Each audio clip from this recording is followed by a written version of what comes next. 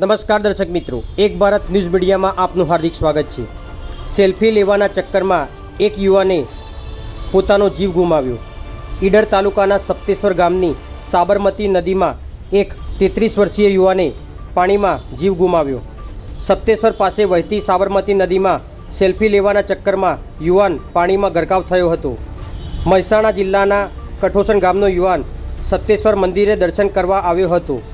ત્યારબાદ સાબરમતી નદીમાં નાહવા પડ્યો હતો। ત્યારે નહાતી વખતે સેલ્ફી લેવા જતા યુવાન પાણીમાં ગરકાવ થઈ ગયો હતો।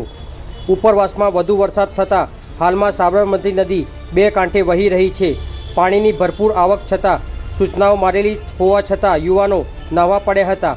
ઈડર અને હિંમતનગરના ફાયર બ્રિગેડની ટીમ ઘટના સ્થળે પહોંચી હતી। છેલ્લા 2 કલાકથી યુવાનની શોધખોળ હાથ ધરી હતી, પરંતુ યુવાનનું હજુ સુધી કોઈ અતાપત્તો લાગ્યો નથી। ત્યારે ઈડર પોલીસે ઘટના સ્થળે પહોંચી હતી। બ્યુરો રિપોર્ટ વિશાલ ચૌહાણ, સાબરકાંઠા।